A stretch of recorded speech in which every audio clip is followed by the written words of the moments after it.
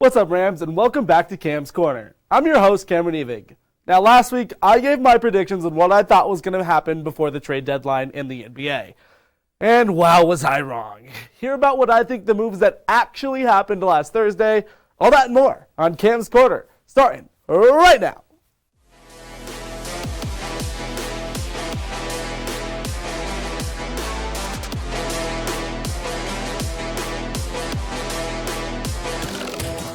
LA might have stolen the Super Bowl this week, but that's okay, because that means I get to talk about the trade deadline for Bro Hoops once again. And while I was off the mark on where I thought these guys might go, you have to give it to me at least some credit. At least the players that I thought would be dealt did get dealt, besides Jeremy Grant. But hey, let's not talk about that. Instead, let's take a look at the trades that did happen, and I'll let you know what I think about them. First up, we have to talk about Domantas Sabonis going to the Kings, in what I'm calling the Tyrese Halliburton trade. Now, listen, we all knew that Sabonis was probably going to be on the move this deadline, and he was a hot commodity with teams calling from everywhere. The Kings were in the running from the very start.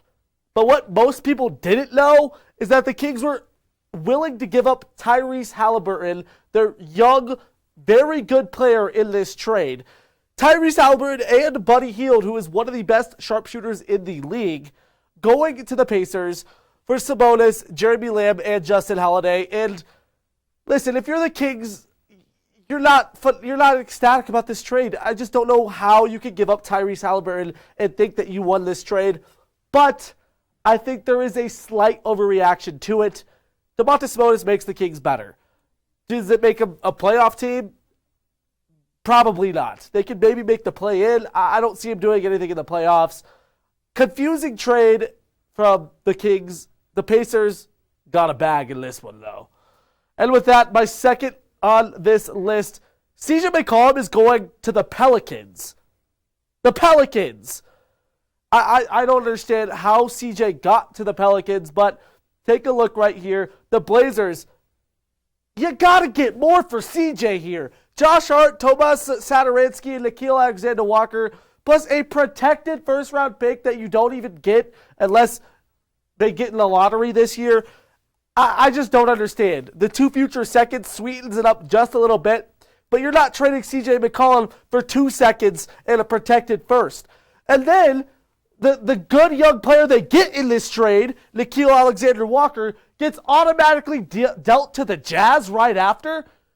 So you traded CJ McCollum for Josh Hart, 2 seconds, and a protected first? That's not enough for me. The Blazers, you got to get more for CJ there. Finally giving up on the Dame CJ connection, and honestly, you got to figure something out. The Pels, getting CJ is okay for them, a kind of confusing move because I don't think it moves them anywhere past a play-in spot as well. Kind of the same spot the Kings are in, but a play-in's better than what you could say last year for the Pelicans, so I guess it's okay for them. Last up, we have the trade everybody's been waiting for. You've all been wanting. Ben Simmons finally getting out of Philly. And it was for James Harden. At the beginning of the week, we all heard, oh, James Harden wants out of the Nets. Oh, James Harden for Ben Simmons. It actually happened, though. James Harden and Paul Millsap on their way to New Jersey for Ben Simmons, Seth Curry, to Philly, for Ben Simmons, Seth Curry, Andre Drummond, 2 firsts? Daryl Morey, you're giving up 2 firsts with it, too? Listen, the Sixers got robbed. The Nets got a phenomenal deal for James Harden, who didn't want to be there. And we see what happens when James Harden doesn't want to play where he's at. He does not play well. James Harden gets what he wants, gets out of New Jersey, is now on a team with the second, very important, second best center in the NBA, Joel Embiid. How you stopping a Joel Embiid, James Harden pick and roll? It's beyond me. The 76ers are now a huge contender in my eyes for a championship this year. The Nets are as well. You don't expect Ben Simmons to come out and play exactly like he did, but when players like Ben Simmons come back, it's a lot different than when players like Klay Thompson come back, because you don't got to shoot the ball if you're Ben Simmons. You just got to be big and run. So it's a great trade for both sides. The Nets definitely won here. I don't know how they swindled 2 firsts out of Daryl Morey, but a good trade for both sides.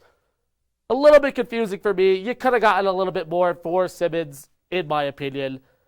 Just the toxicity being out of Philly, though, is what all those fans want. And, well, Rams, those are my thoughts. Stick around after the break for Out of Pocket. We'll see you in just a sec.